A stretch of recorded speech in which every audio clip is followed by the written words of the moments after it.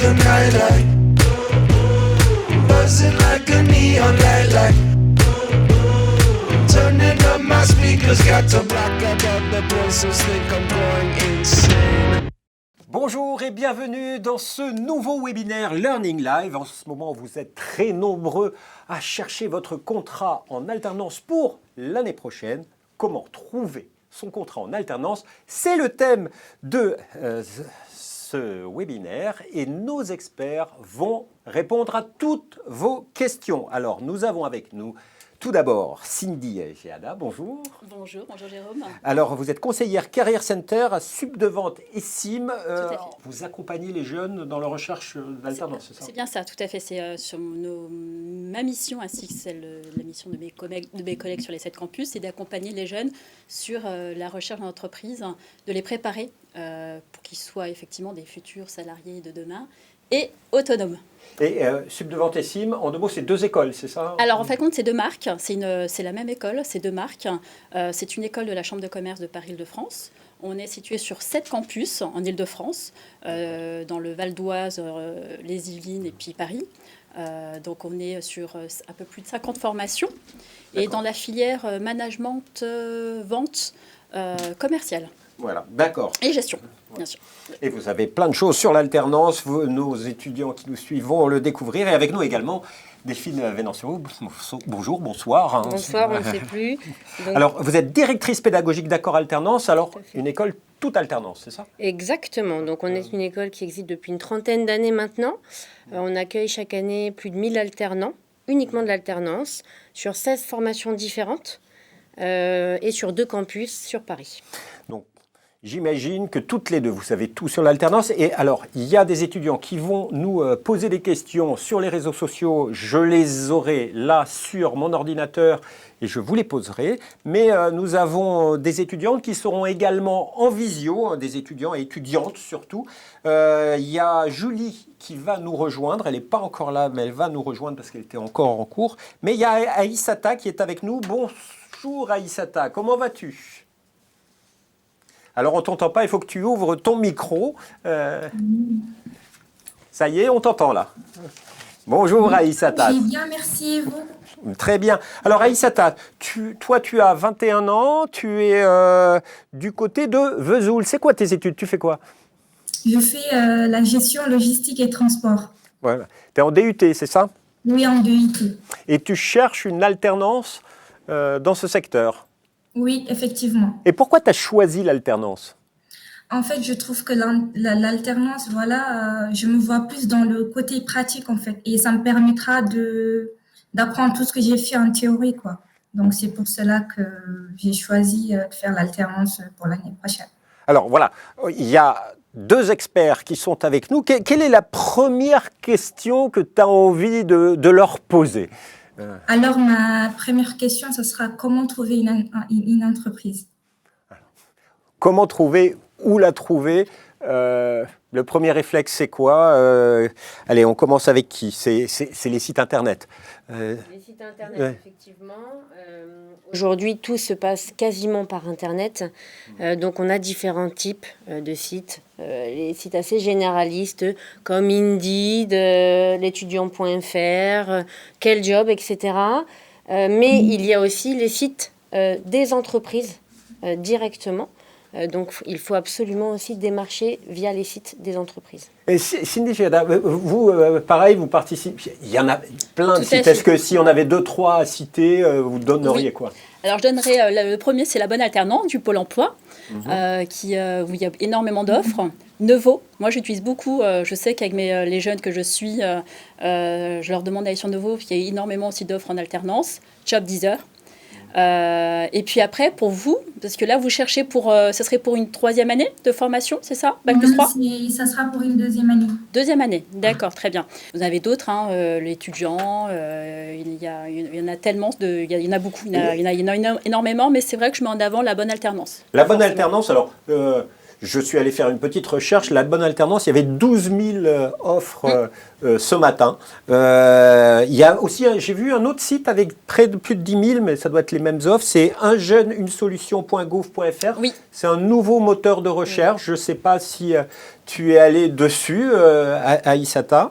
Après, Effectivement. là, il y avait 11 000 offres. Après, il y a alternance.fr, 6200 offres, c'est pas mal. Après, quand on parle de... Il y a des sites un petit peu spécialisés en région. Il y a des régions qui ont mis en place des sites. Ça, vous le conseillez ou d'aller Oui. chercher en Oui, local? tout à fait, parce que sur les sites un peu plus généralistes, ça touche l'ensemble de la France. Et donc après, il ne faut pas hésiter à aller sur les sites de sa propre région. Vous avez aussi peut-être des informations sur les sites des CCI, les sites de Pôle emploi. On peut Ouais. aussi filtrer avec les régions, etc. Donc c'est intéressant effectivement d'aller sur les sites régionaux.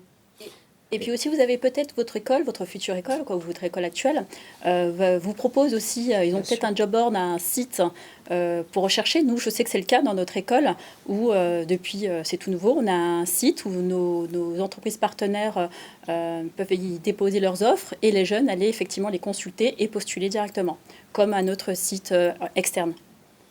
Et est-ce qu'il y a aussi les réseaux, les secteurs d'activité? Alors, parce que bon, dans le transport, j'imagine qu'il doit y avoir, je n'ai pas fait la recherche, je suis désolé Aïssata, mais je sais que par exemple dans l'industrie, il y a des sites spécialisés, alternance dans l'industrie, etc. Et puis, en cherchant, j'ai vu walt.community. Oui.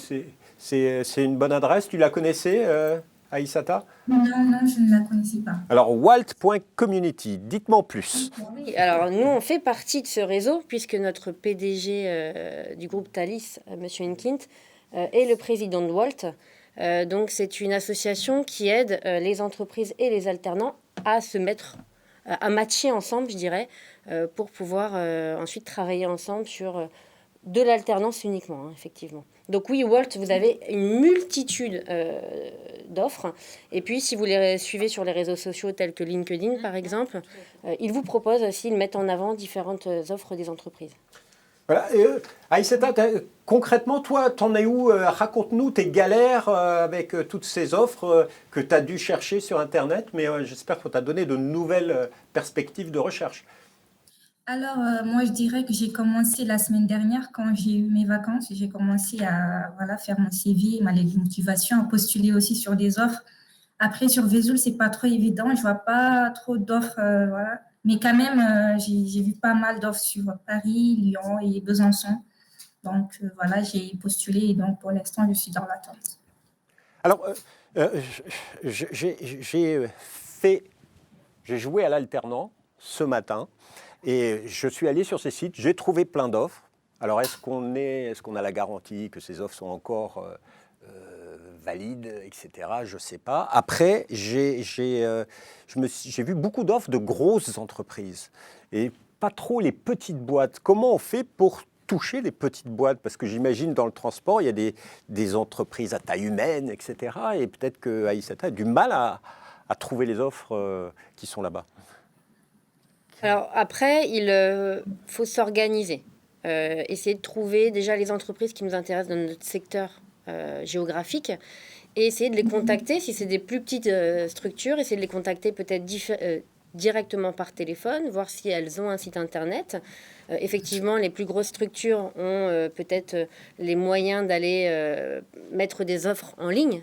Mais les plus petites, on peut les contacter directement par téléphone, voir si elles ont des offres. Il faut le faire, démarcher directement les entreprises. Oui, ça se fait en candidature spontanée, complètement. C'est vrai que c'est ce que je recommande aussi énormément aux jeunes, c'est d'y aller directement au culot, voire même, alors c'est vrai que dans le transport, de se déplacer, ça peut être compliqué. Moi, je sais que par exemple dans le commerce, je leur demande aussi aux jeunes de même d'y aller, de se rendre en tenue professionnelle et de se rendre directement dans le magasin et d'y aller, d'aller déposer son CV avec le sourire, comme si il allait déjà directement, si le jeune allait directement en entretien. T'as tenté d'aller directement dans les entreprises, Aïssata?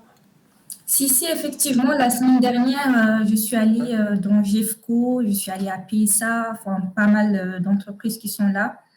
Et voilà, ils m'ont dit que voilà, s'ils ont besoin de moi, qu'ils vont me recontacter. Donc, je suis dans l'attente. Mais je continue quand même de postuler, de m'inscrire dans des sites et tout ça, de regarder des offres qui sont adaptées à ma situation.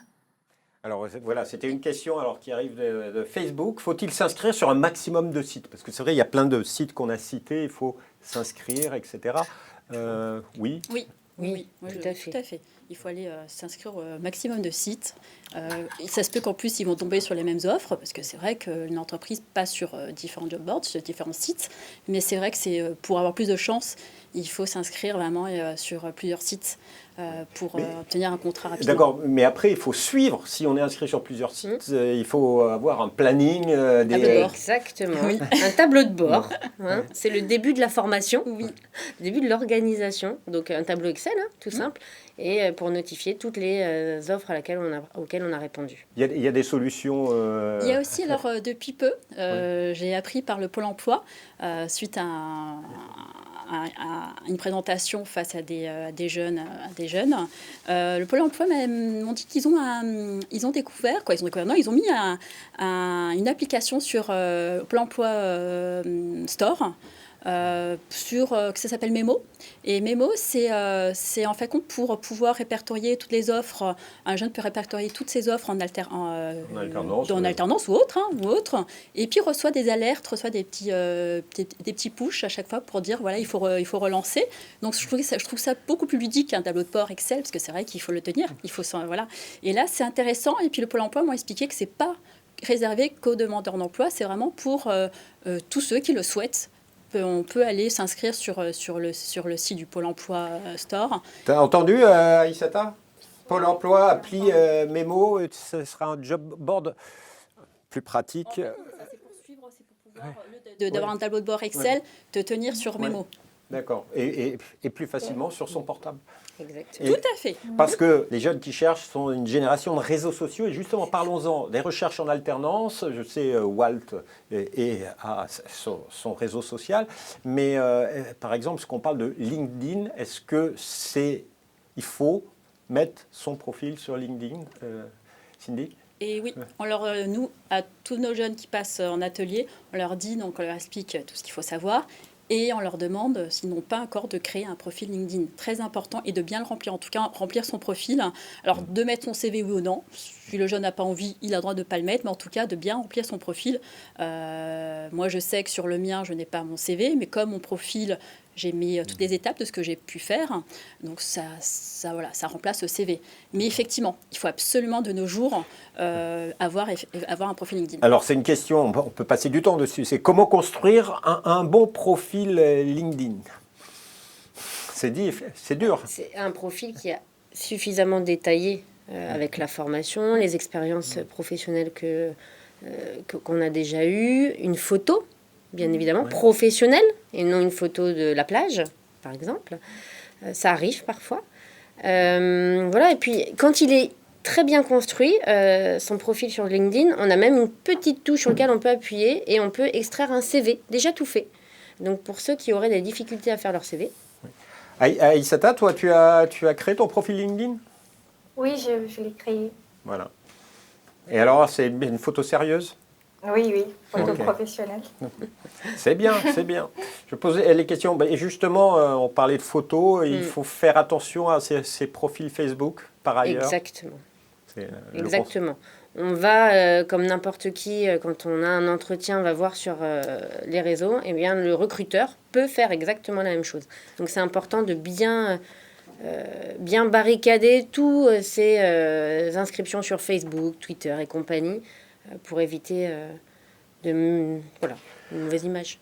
Alors, on va répondre à... Est-ce que tu as une autre question sur tout ce qui est recherche d'entreprise, Aïssata? Ça va? Parce qu'il y a des questions qui viennent d'Instagram, alors qui sont un petit peu plus larges.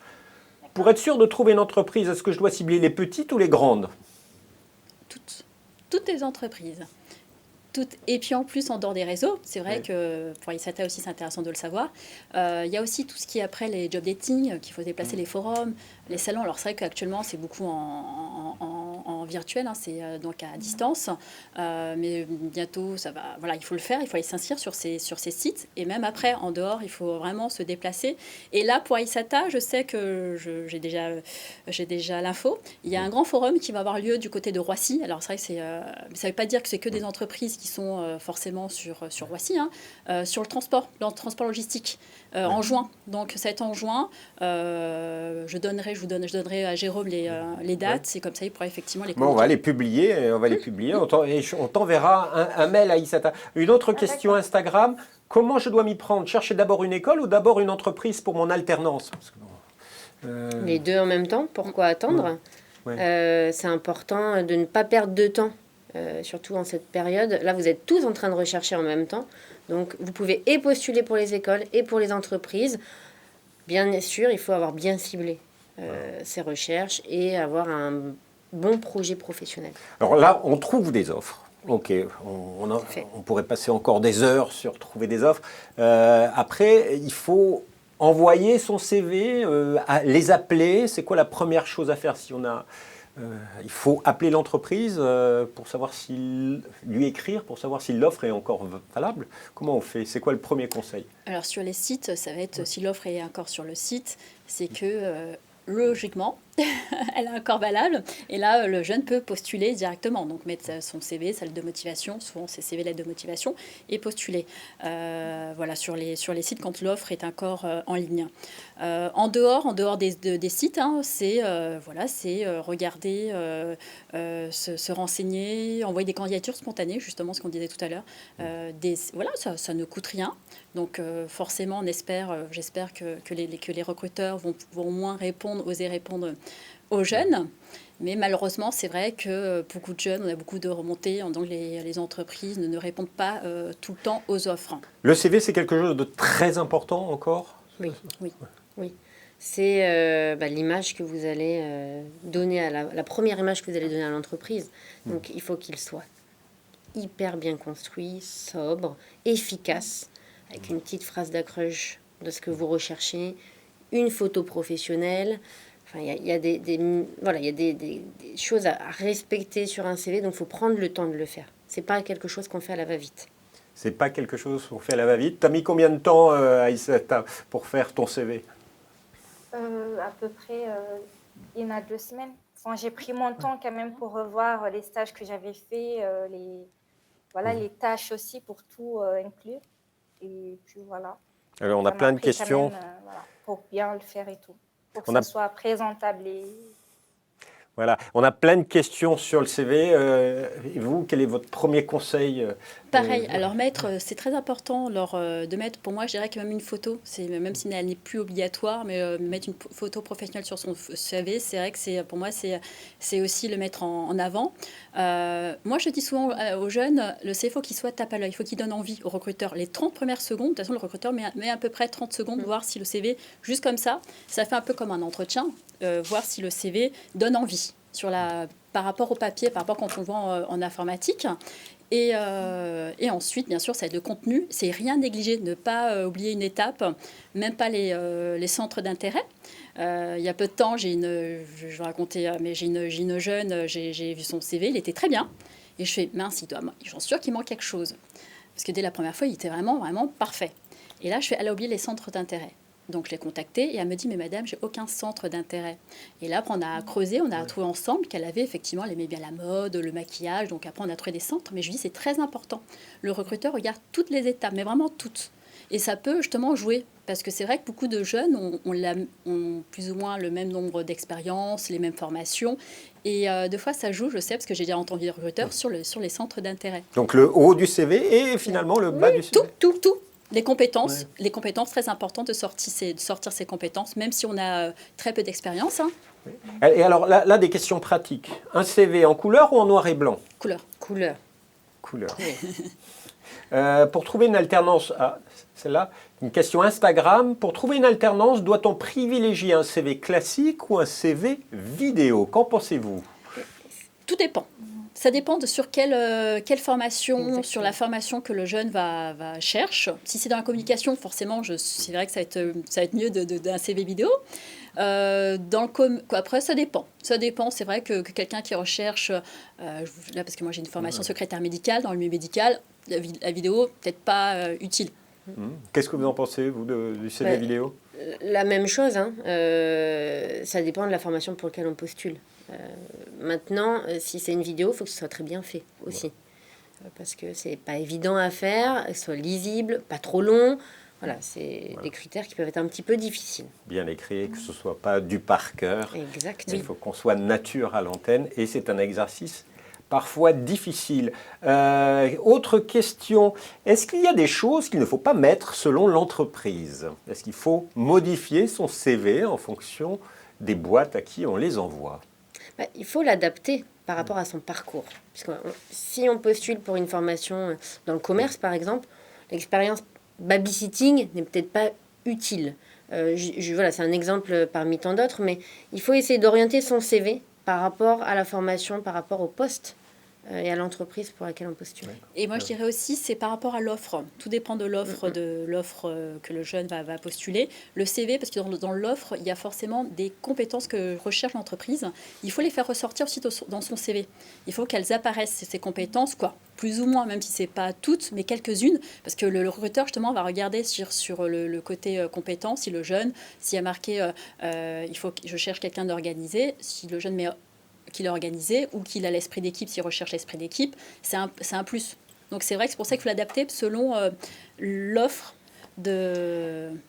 Alors là, j'ai une question pour parler d'expérience, valoriser les expériences, mais il y a des jeunes qui cherchent, qui sont encore bacheliers et qui prévoient de faire une alternance l'année prochaine.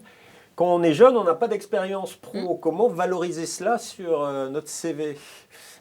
C'est difficile.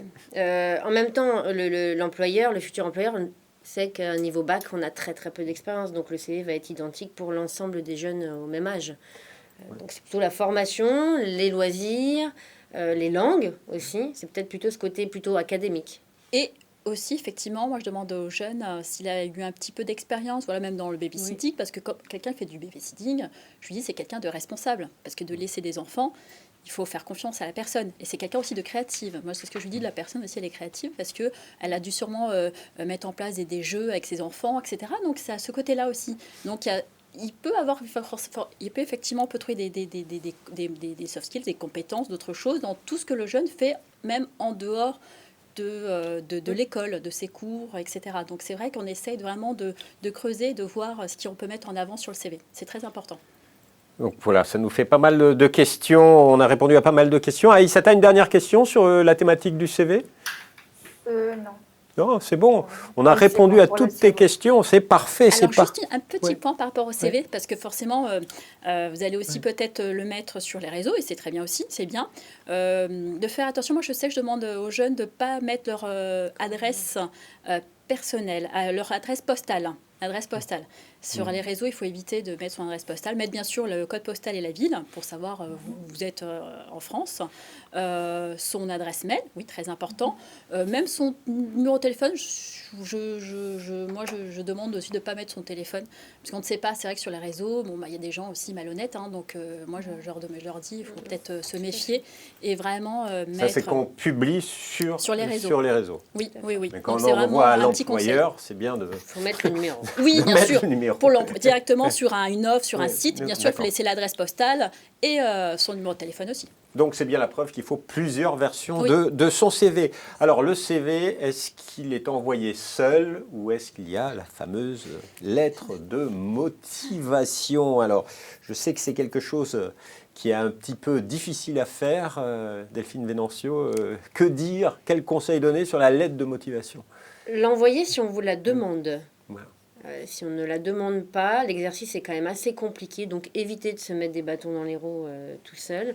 Maintenant, si on la demande, eh bien, elle doit être aussi personnalisée, tout comme le CV, en fonction de l'offre à laquelle on répond, en fonction de l'entreprise.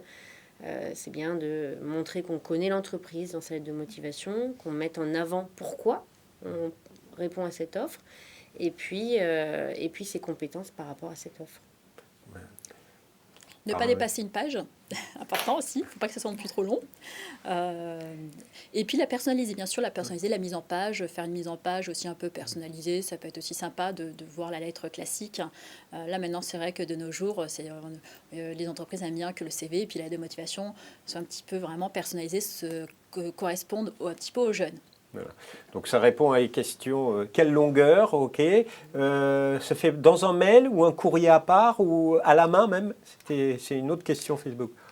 Alors, le mail et le courrier, c'est deux choses différentes. Un mail, normalement, c'est beaucoup plus court. C'est vraiment pour répondre à l'offre. Et une lettre de motivation, ça va être effectivement une page. On ne fera pas une page dans un mail, hein, on est d'accord. Tout à fait. Donc, ça répond à deux choses différentes. Ce n'est pas la même réponse qu'on apporte. Moi, j'insiste aussi sur les fautes d'orthographe. Une lettre de motivation ou même un CV avec des fautes, c'est très, très difficile après pour l'employeur de lire jusqu'au bout. Donc, soyez vigilants aux fautes. C'est rédhibitoire. Complètement. Ça, c'est sûr. Zéro faute, Aïssata. Zéro. Il faut prendre le temps de se lire et se relire. Qu'est-ce qu'on a comme autre question? Alors, après, on est vraiment après l'envoi de courrier. Donc, j'ai compris, la lettre de motivation, c'est assez compliqué à construire. Après, on a envoyé le courrier. Qu'est-ce qu'on fait? On est en attente. Comment on relance l'entreprise par rapport à un envoi de CV? J'imagine, Aïssata, que tu as fait plein de relances. Toi, tu as déjà un conseil toi-même à donner à ceux qui nous écoutent?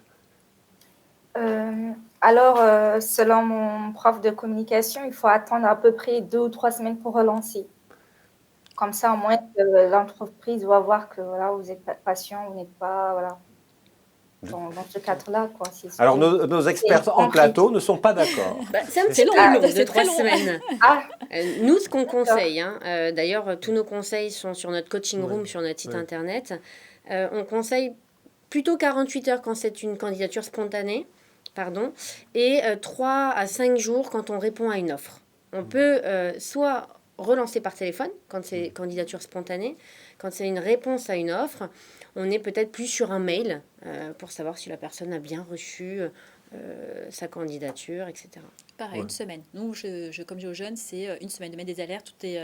Quand il envoie son offre, de se mettre une alerte qu'au bout d'une semaine, de relancer l'entreprise. Pour dire, voilà, alors après, c'est sûr, le recruteur, on ne sait pas s'il va répondre ou pas, mais au moins, le jeune a fait son travail, relancé. Et après, c'est vrai qu'arrivé à un moment, pas de réponse, bon, voilà. Il faut arrêter et passer à autre chose.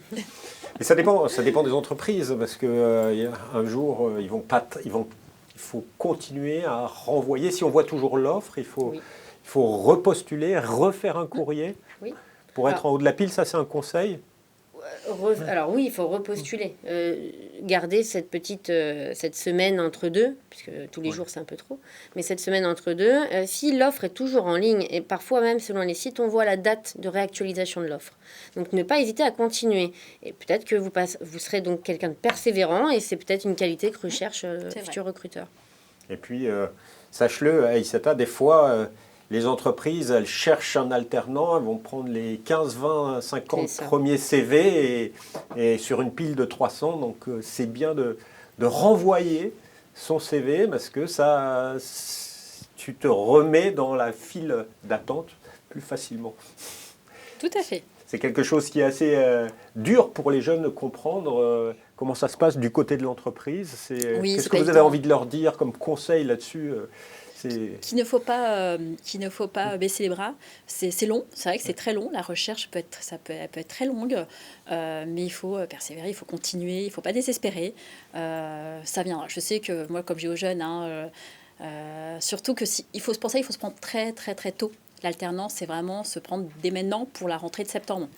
Parce que c'est vrai que c'est la partie la plus longue, c'est de la recherche d'entreprise, plus qu'effectivement de trouver son école. Ça va être de rechercher son entreprise. C'est difficile pour toi, Aïssata, parce que je sais que tu as eu du mal, tu ne trouves pas d'alternance. Ça fait combien de temps que tu t'es lancé véritablement? Alors, depuis en mars, j'ai commencé à faire mon CV, ma lettre de motivation, à cibler des entreprises. Oui, et puis tout quand début. j'ai eu les vacances, je me suis concentrée sur ça, regarder tout le temps les offres, à postuler aussi. Et comme les ont dit, les expertes, bah, je vais suivre les conseils, je vais essayer de relancer. Alors, parce que beaucoup de jeunes imaginent qu'on postule, on a et on trouve rapidement. Quelles sont, vous, de votre expérience, par exemple dans votre career center au sein de... C'est combien de temps les jeunes y trouvent une alternance? Est-ce qu'il y a une moyenne On dit 3 mois. À peu près, on leur dit, il faut... dans les 3 mois, généralement, le jeune a trouvé son alternance. Une fois qu'on a bien son CV, oui, tout prêt. Tout est prêt à envoyer, que le CV soit sans faute et avec toutes les rubriques qu'on a besoin, la démotivation aussi, que tout est envoyé, qu'il faut à peu près 3 mois. Je dis 3 mois, une moyenne de 3 mois. C'est ça Oui, tout à fait. Une moyenne de 3 mois. Alors ça dépend peut-être aussi des régions. Oui, ça dépend des régions, ça dépend des formations des aussi. Formations, des secteurs d'activité. Des secteurs d'activité. Là, au vu de la période, c'est vrai que ça peut être un petit peu plus long selon le secteur. Je pense au commerce, où toutes les boutiques sont fermées. Donc c'est peut-être un petit peu plus long de par la période. Et puis aussi techniquement, parce que les entreprises, elles aussi, sont en télétravail. Exactement. Et doivent s'adapter à la gestion à distance de piles de CV d'alternants. Il faut être persévérante, Aïssata. Donc tu es vraiment au tout début. Oui, c'est ça. J'ai commencé qu'au mois de mars à rechercher. Voilà. Alors, je ne sais pas si Julie nous a rejoint, non, pas encore, mais on l'attend, parce qu'elle elle cherche pas dans le transport, comme toi, elle est dans un autre secteur d'activité, et puis dans une autre région. J'espère qu'elle arrivera. Mais en tout cas, ah oui, la voilà. Bonjour. Bonjour. Julie. Alors, Julie, ça s'est bien passé tes cours? C'était en présentiel, va, c'est ça? Toi, tu as de la chance d'avoir un petit peu de présentiel. Alors, toi, tu as quel âge? Rappelle-nous, présente-toi, tu as fait quelles études et tu es du côté de Menton, c'est ça? C'est ça. Donc, du coup, j'ai 19 ans et je suis en DUT carrière sociale, option animation sociale et socioculturelle. Et du coup, je suis en recherche d'alternance pour septembre. Voilà. Et alors, c'est quoi la question que tu as envie de poser à nos experts? Comment on fait pour bien se vendre quand on est en train de démarcher, par exemple, au téléphone pour obtenir des contacts ou lors d'un entretien? D'accord, donc toi, tu arrives à avoir des gens au téléphone dans le secteur de santé sociale. Et au téléphone, quels sont les petits trucs qu'il faut dire à Julie? Alors, forcément, on va dire une bonne présentation. Donc, comme on appelle ça le pitch, avoir une présentation très courte, mais en même temps qui va en tout cas intéresser la personne au téléphone, qui va captiver la personne, c'est important. Demandez bien sûr à la personne si elle est disponible, hein, parce que comme c'est au téléphone, c'est vrai qu'elle peut être sur autre chose. Si c'est le cas, après de refixer un autre rendez-vous, si cette personne est disponible, si le recruteur est disponible, c'est effectivement de bien lui expliquer quelle est la recherche d'une formation en alternance pour la prochaine rentrée, dans telle formation, dans le domaine, et lui poser la question, bien sûr. Et le conseil aussi en plus, ça serait de dire, en fin de compte, de faire de pouvoir tout présenter avec le sourire, parce que ça s'entend, même si c'est au téléphone. Très important. C'est vrai. Très important même de sourire, même si c'est pas évident, parce que c'est vrai que c'est pas évident, hein, des fois on a du mal, mais ça s'entend et c'est appréciable en tout cas pour votre futur recruteur, ou même peu importe la personne, c'est toujours appréciable que quelqu'un qui sourit. Voilà. De l'enthousiasme au téléphone. Oui. Et du sourire, ça s'entend toujours quand on est Exactement. de l'autre côté du téléphone. Et après, voilà, elle a bien réussi à se vendre, c'est l'entretien. Et oui. Comment on prépare un entretien? J'imagine il y a un avant, un pendant et un après. Alors, le avant, qu'est-ce qu'il faut faire? Le avant, c'est comme un examen. Il faut avoir révisé avant d'aller à l'entretien. Donc déjà, connaître la structure par cœur, savoir ce qu'elle fait, connaître les missions de l'offre pour l'entretien, et puis aussi avoir bien déterminé son projet professionnel. Parce que si on hésite, si on n'est pas sûr, etc., le recruteur va le sentir. Donc avoir toute cette préparation en amont, moi je dirais que quand on a fait une bonne préparation, on a quasiment gagné pendant l'entretien. On ne laisse pas la place aux questions à laquelle on ne sait pas répondre, etc. Donc c'est vraiment un temps très important, la préparation de l'entretien. Comme pour les examens, on prépare, on révise, on bachote, c'est pareil. Mais ça veut dire quoi, préparer son projet professionnel? Tu as préparé ton projet professionnel, Julie? Par projet professionnel, vous entendez ce que je veux faire après la formation? C'est bien ça? Tout à fait. Tu l'as bien en après, tête? je voudrais être coordinatrice, donc c'est-à-dire faire de l'encadrement d'équipe dans mon domaine, ou dans quelques années être directrice de structure. C'est un bon projet professionnel, il est bien déterminé. Il est déterminé. Il faut qu'elle rajoute un petit peu. Il faut qu'elle le pitch. C'est ça. Oui. Complètement. Sur la préparation avant l'entretien, vous êtes d'accord? Il y a Pareil, d'autres donc petits trucs. l'entreprise, Ouais. l'entreprise, il faut aussi, nous, je sais qu'on conseille aux jeunes, aussi de regarder, de faire attention toute la partie pour le jour J, sauf si c'est en visio, parce que c'est vrai que maintenant c'est beaucoup en visio, mais si c'est en présentiel, de regarder aussi le trajet, de faire attention, de tout préparer. Il faut tout préparer. Le trajet, préparer sa tenue professionnelle, très important. Bien sûr, en entretien, c'est d'abord ce qui est plus important le jour J après l'entretien, ça va être comment dire, la communication non verbale, donc le visuel, que le verbal. Donc c'est vrai que la tenue professionnelle, vraiment impeccable. Voilà. Impeccable. Peu importe du secteur d'activité et de la formation, il faut toujours avoir la tenue adaptée pour son entretien. Donc c'est préparé, tout ça, il faut la préparer à l'avance. Pas se lever le matin, une demi-heure avant, se dire « Ah mince, qu'est-ce que je vais porter ?» C'est vraiment tout préparé pour être tranquille, pour éviter le stress, de se donner du stress avant l'entretien. Très important aussi. Pour décrocher donc son contrat en alternance, il y a un moment important, j'imagine, c'est l'entretien. Qu'est-ce qu'il faut dire pendant l'entretien? C'est quoi les points clés à bien connaître que Julie et Aïssata doivent maîtriser du bout des doigts? Alors voilà, donc après ça peut être donc que ça soit en visio ou que ça soit effectivement en présentiel. Il faut savoir, bon maintenant en visio vous allez être sans le masque, donc mais c'est pareil, ça va être aussi en visio.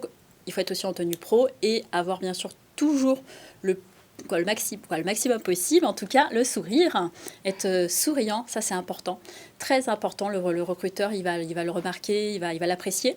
De faire une bonne présentation, donc aussi bien physique que la présentation de soi, c'est-à-dire c'est une présentation courte mais en même temps bien détaillée. Et puis ça va être l'écoute, donc vraiment une écoute active du recruteur, de prendre des notes, très important aussi, d'avoir un bloc-notes le jour J de l'entretien, un bloc-notes ou pas une feuille blanche, parce qu'une feuille blanche, c'est vrai qu'on ne sait pas trop si on va avoir quelque chose pour la poser, ça va être pas évident d'écrire, ça va être vraiment un petit cahier ou un bloc-notes, et prendre des notes, mais des mots-clés, pas forcément les phrases, mais c'est des mots-clés qui vont être importants. Pourquoi? Parce qu'à la fin, toujours, le recruteur vous demandera si vous avez des questions. Et là, il faut systématiquement dire oui, même si il n'y a pas de la question qui arrive tout de suite, mais il faut dire oui. Que ça soit, vous posez une question par rapport, je sais pas, vos futurs horaires ou sur l'organisation, mais c'est important parce que le recruteur, il va se dire, il va voir que vous êtes motivé et que vous êtes intéressé par son entreprise.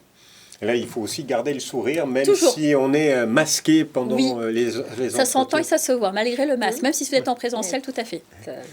Oui. Il y a les pommettes qui trahissent le sourire. Vous avez d'autres petits trucs à conseiller? Les erreurs, peut-être, à éviter. Oui. Demander tout ce qui est la question sur les congés. Est-ce qu'on a le droit à des congés, des RTT? Bon, c'est peut-être dans un second temps qu'il faudrait poser cette question-là. Est-ce que tous les avantages sociaux, d'abord, avant d'avoir des avantages, il faut travailler. Donc, ça vient, je pense, dans les échanges ensuite, pas pendant l'entretien. Les questions à éviter. Oui. Sur un premier entretien, oui, surtout pour l'alternance. Non, pour l'alternance, oui, tout à fait. Ne pas demander des informations sur les avantages sociaux, les tickets restaurants, Oui. etc. On le pose après. Il y a toujours un moment où on peut en discuter, mais c'est pas le premier entretien, c'est pas le lieu. Alors là, j'ai 2-3 questions. Alors, j'ai eu un entretien, on m'a posé une question personnelle sur ma famille, j'ai pas voulu répondre, ça s'est mal passé. Qu'est-ce que j'aurais dû faire? Alors, Ouais, c'est vrai on n'a qu'on pas peut. l'histoire dans les détails. Tout à fait, mais effectivement, je peux comprendre qu'on n'a pas envie de répondre si c'est vraiment, vraiment personnel, parce que c'est vrai qu'on n'est pas à la place du recruteur, ça dépend de la question. Après, je ne sais pas du tout comment le jeune a pu aussi répondre, hein, et puis voir peut-être aussi sur son visage, il a peut-être, c'est essayer de détourner gentiment, détourner sur autre chose, sur justement sur l'entretien, sur le côté professionnel, et comme ça, le recruteur, il va se dire, ah, il n'a pas envie de répondre, bon, bah, au moins il a, voilà, il a contourné, mais de façon assez Diplomate. gentille, voilà, diplomate, mais sans rentrer, voilà, effectivement, sans agresser son recruteur. Si l'entreprise veut nous revoir, comment préparer le deuxième entretien? C'est Ça bon peut signe. arriver. Ça. C'est Tout plutôt à fait. bon signe. Déjà, Mais ça- généralement, c'est parce que c'est une autre personne qui veut les Exactement. voir. En Voilà. alternance, oui, surtout, oui. Ça peut Savoir être, déjà quel sera son interlocuteur. oui, si c'est les ressources humaines. Après, ça peut être le futur tuteur. Après, ça peut être le tuteur sur le deuxième entretien. Mais c'est vrai que c'est plutôt un bon point d'avoir un deuxième entretien. Alors, on est déjà dans l'après-entretien. Est-ce qu'il y a des choses, des conseils à donner? Est-ce que vous avez des questions encore sur l'entretien, Aïssata ou Julie? Levez la main, celle qui veut poser une question. Julie, tu as une question sur l'entretien? Elle me vient plus, désolée. Alors, pareil, en entretien, il faut aussi la posture. Important sur la chaise, ne pas être sur sa chaise, être vraiment bien assis sur sa chaise. Regarder son recruteur, ne pas regarder vers le sol ou le plafond. L'écouter, hein, très important. Et voilà, ça aussi, hein, c'est sous tous ces points-là, c'est vraiment... alors là, si c'est en présentiel, vous ne pouvez plus serrer la main, hein, parce que moi, j'ai eu la question il n'y a pas longtemps d'un jeune, mais je lui dis non, on ne serre plus. Non, les gestes barrières, on ne fait plus rien. C'est peut-être même avec les gestes barrières, ça peut être aussi intéressant. Le recruteur, il va parce que c'est peut-être quelqu'un qui a un peu peur du virus, hein, voilà. C'est de sortir son gel de sa poche et même de le mettre et justement, il voit que... En Vous fait, arrivez là, vous êtes en train de nous dire que lors de l'entretien, il faut faire très attention Oui. à toutes ces petites choses qui ne sont pas dans le CV. En fait, c'est Complètement. vous dites que là, le recruteur regarde juste la personne. Le CV, il a déjà lu finalement, et c'est juste sur si je souris, etc. Non, pas comment je me comporte.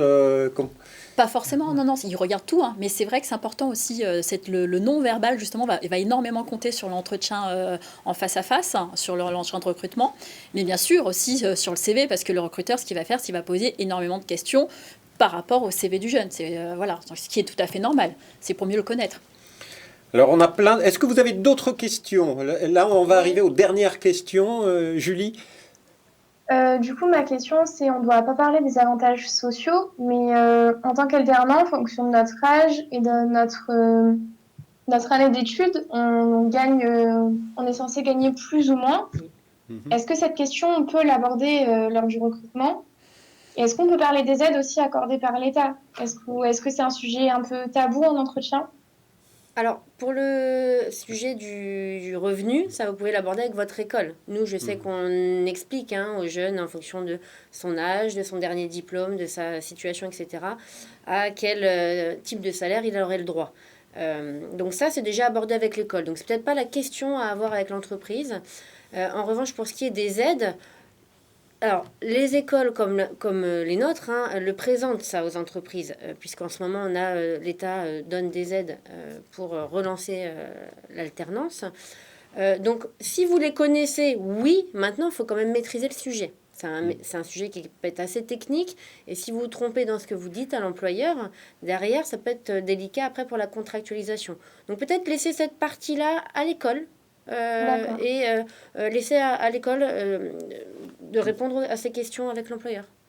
Oui, ou après, effectivement, si le jeune, vous connaissez bien le sujet, que vous êtes mineur, l'entreprise a le droit à 5 000 euros, et puis majeur, 8 000 euros de prime actuellement, depuis septembre 2020, et ça se prolonge pour la prochaine rentrée. C'est vrai que c'est un avantage pour les entreprises, et heureusement, et pour les jeunes surtout. Vous pouvez bien sûr en parler. Alors, la plupart souvent, les grands groupes, les grandes sociétés, sont au courant souvent de ces primes. Les petites, certaines, bien sûr, oui, d'autres non. Donc, c'est vrai que ça peut être aussi un bon point peut-être en discuter, Ou en tout cas, moi, je sais que je recommande aussi beaucoup sur les de motivation. Je demande aux jeunes de faire un petit paragraphe en disant qu'il y a la prime soit de 5 000 pour les mineurs ou de 8 000 pour les majeurs. Et là, c'est vrai que ça peut être aussi un avantage et justement, ça peut vous aider à trouver rapidement. Est-ce que l'école peut accompagner le jeune justement dans un post-entretien avec l'entreprise pour expliquer l'alternance? Parce qu'il y a des entreprises qui ne maîtrisent pas totalement tous ces Tout domaines. à fait. Si le jeune revient vers nous pour nous dire, voilà, le recruteur ne connaissait pas telle ou telle, justement, aide de l'État, nous, on peut se permettre, en tant qu'école, de les appeler. On a un contact privilégié avec toutes ces entreprises. Donc, on va leur expliquer tous les dispositifs auxquels les entreprises auraient le droit. Donc, oui, bien évidemment, on peut les accompagner. D'accord. Donc, en gros, vous êtes en train de dire qu'il faut faire le feedback à son école de chaque tout à fait, de entretien. chaque entretien. Oui. Ouais. Exactement. Et puis tenir son petit job board, Tableau de bord, tableau de mémo. bord, exactement. Ça fait partie aussi de la recherche entreprise, mais il est important, effectivement, à chaque fin d'entretien, de tenir au courant son chargé de relations entreprises. Oui, ou son conseiller carrière. Son conseil. Voilà, tout dépend. Du coup, voilà. Alors, Julie a posé des questions sur les aides. Ok, là, c'est les aides globales, mais par exemple, il y a des aides aussi au transport, parce que des fois, l'alternance, elle est un petit peu loin. Ça, quand même, c'est important de savoir s'il y a des aides autour de l'alternance. Les aides sont différentes en fonction du contrat. Contrat d'apprentissage, contrat de professionnalisation, on peut avoir des aides différentes. En revanche, il y a des aides communes comme les APL pour le logement, l'aide au logement. Le remboursement, par exemple, en Ile-de-France, les entreprises sont obligées de rembourser 50% du pass Navigo. Bien évidemment, votre formation en alternance est payée par les entreprises via les opérateurs de compétences. Donc, il y a plein d'avantages. Pour les apprentis, on a aussi une aide de 500 € pour le passage du permis. Oui, il y a quand même pas mal d'aides. Mais est-ce que les étudiants, les alternants en profitent, sont au courant? Il y a une question de Julie. Julie, vas-y. Du coup, j'avais une question à vous poser. Est-ce que le permis est important pour vous dans une recherche d'emploi, dans une recherche d'alternance? Pareil, tout dépend de ce que vous recherchez, et en tout cas de l'entreprise, la demande de l'entreprise. Là, c'est selon les offres. Selon les offres, parce que vous pouvez même, alors je vais revenir au commerce, dans le commerce, c'est vrai qu'on peut se dire le permis est important, mais pas forcément. Ça dépend si vous trouvez, si vous allez tomber sur un recruteur qui a plusieurs boutiques et qui souhaite que le jeune, un coup, soit en début de semaine dans telle boutique et en fin de semaine dans l'autre, oui, il va peut-être préférer d'avoir quelqu'un avec le permis de conduire ou le matin là et l'après-midi ailleurs. Ou sinon, mais voilà, mais en tout cas, ça va être quelques entreprises. Mais c'est sûr, je ne vais pas vous cacher que souvent, un jeune, quand il a son permis, ça peut aussi être un avantage pour certaines entreprises. C'est toujours un plus parce que ça peut dépanner l'entreprise en Oui. Voilà. Oui. Pour accompagner quelqu'un, pour aller chercher un truc ultra urgent. On peut aider la boîte et on marque des points pour après le contrat. Mais elles sont en pas alternance. toutes, Mais toutes. aujourd'hui, c'est comment trouver son alternance. Est-ce qu'il y a d'autres questions? Alors, ah oui. Oui, Aïssata? Alors, moi, ma question, c'est comment se démarquer lors de sa candidature? Comment se démarquer? Est-ce qu'il faut une stratégie pour se démarquer? Ou il faut être soi-même? Il faut être soi-même, oui. Il faut être soi-même, il faut se... Moi, je dis souvent, c'est un peu bizarre, mais de dire, il faut se vendre un petit peu, mais de façon naturelle. Il ne faut pas non plus trop. Il ne faut pas en faire trop. C'est pas bien non plus, parce qu'il faut être naturel, mais il faut quand même essayer... Le but, c'est d'avoir l'entretien, c'est d'avoir le poste, c'est d'avoir son poste en alternance, de trouver. Mais ça peut être compliqué, c'est pas évident en tout cas de se mettre en avant plus qu'un autre jeune. Voilà, il faut... Mais il faut être naturel. Moi, je dis souvent, il faut être naturel, il faut être soi-même et c'est dynamique, souriant, dynamique. Sérieux. Oui. On a apporté toutes les preuves et c'est comme ça qu'on se démarque. Complètement. Oui. Et aussi, il y a un autre petit conseil, il faut surtout pas, Surtout pas, parce que j'ai eu un recruteur il y a peu de temps, je vais pas te donner le nom, mais qui nous a fait un petit point, un petit compte rendu suite à un job dating qu'on a organisé. Il faut pas non plus forcément apprendre par cœur sa présentation, parce que ça se ressent, on l'entend. Et là, justement, ça montre pas ce côté naturel que recherche le recruteur. Donc ça, il faut faire attention de pas réciter comme si on récitait une poésie le jour de son entretien. Être naturel lors de l'entretien. Oui. Est-ce qu'il y a d'autres questions Aïssata. Alors, comment ne pas stresser lors de l'entretien? Par exemple, on vient, on s'est bien préparé et tout, mais comment ne pas stresser face au recruteur? C'est ça un petit peu mon problème. Vous allez forcément stresser. Maintenant, plus vous allez bien préparer votre entretien, plus le jour J, vous serez moins stressé. Maintenant, le stress, ça a du bon aussi. Hein. Ça fait progresser, ça pousse un petit peu le jeune. Donc, il y a le bon stress. Effectivement, si vous êtes trop...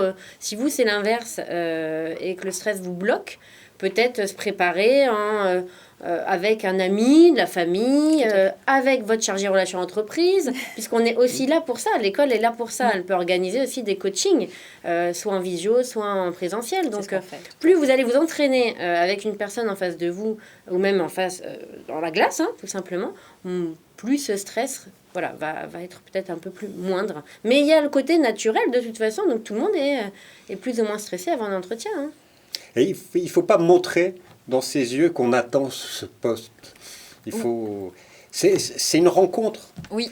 Ton entretien, c'est une rencontre. Tu dois le prendre comme une rencontre, comme si tu étais au café avec cette personne. Ok, vous allez parler sérieusement, tu vas parler de toi, mais voilà, c'est quelque chose qui va permettre de te libérer de ce stress. Nous tous les trois ici, on était stressés juste avant ce live. Voilà, et on s'est dit, bon, on discute comme au café, et voilà. Et puis, si je peux me permettre, le recruteur n'est pas là pour vous piéger. Donc, il ne va pas avoir de mauvaises questions, c'est vraiment pour vous apprendre à vous connaître. Donc, c'est un échange. Vous aussi, vous avez le droit de poser des questions aussi, d'ailleurs. Donc, il faut le prendre comme un échange, une discussion. Il n'y a pas de il y a pas de mauvaise ou bonne question à poser et puis plus vous êtes sauf celle sur sauf les erreurs dont on a parlé tout à l'heure. C'est quoi le salaire, c'est quoi les aides, à quelle heure on termine. Voilà.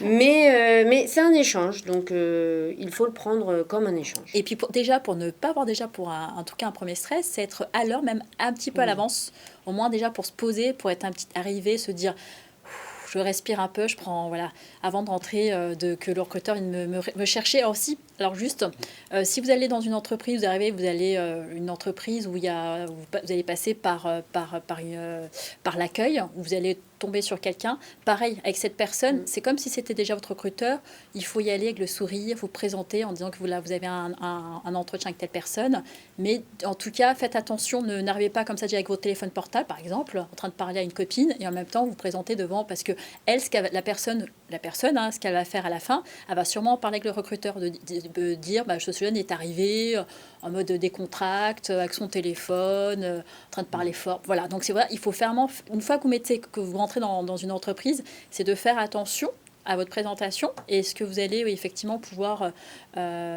dire aux personnes que vous allez rencontrer. Julie, tu avais une autre question, tu m'as fait signe. Oui, comment on peut rebondir face à de nombreux refus? Ou par exemple, un entretien, s'il y a plusieurs candidats, s'il y a quelque chose qui s'est pas bien passé, comment on peut rebondir, que ce soit au téléphone ou en physique? Comment on peut rebondir dans notre recherche? Alors, comment rebondir après une réponse négative? C'est toujours décevant d'avoir une réponse négative. Maintenant, l'idéal serait d'avoir une réponse pourquoi votre candidature n'a pas matché. Donc, si vous le souhaitez, vous pouvez appeler le recruteur pour lui poser la question. Voilà, pour mes prochains entretiens, j'aimerais savoir pourquoi ce qui ne s'est pas bien passé, ce sur quoi je dois appuyer la prochaine fois, pour pouvoir faire un meilleur entretien. C'est intéressant de pouvoir contacter par téléphone, par mail, et ça montre aussi votre professionnalisme. Oui, c'est important. Oui, complètement. Complètement, c'est vrai que c'est important. Et puis après, il faut, pareil, comme on a dit tout à l'heure, il faut persévérer. Il ne faut pas en tout cas se démotiver. Hein, parce que c'est vrai, comme on disait tout à l'heure, hein, vous allez sûrement avoir plusieurs échecs. Et c'est tout à fait normal. On est tous passés par là. Mais en tout cas, vous pouvez me contacter, mais vous pouvez vous dire, bon, bah, si ce n'est pas celle-ci, ça sera la prochaine. En tout cas, il faut toujours continuer et ne pas baisser les bras. Ça, c'est très important. Oui, c'est un premier... C'est des CDI, hein. Tout à fait. L'alternance. Donc, pour les entreprises, c'est quelque chose de sérieux. Donc, pour vous, il va falloir chercher. Il y aura des refus. Effectivement, aller les recontacter, c'est pour avoir un débrief, c'est super important. Quitte à ce que l'entreprise vous recontacte si le candidat retenu n'a pas... Oui, ça montre aussi, on peut toujours aussi dire qu'on est toujours disponible, intéressé par le poste, Oui. Puisque il arrive parfois que des candidats, au dernier moment, refusent l'offre et se désistent. Donc, peut-être que le recruteur aura en tête, tiens, elle m'a rappelé pour comprendre.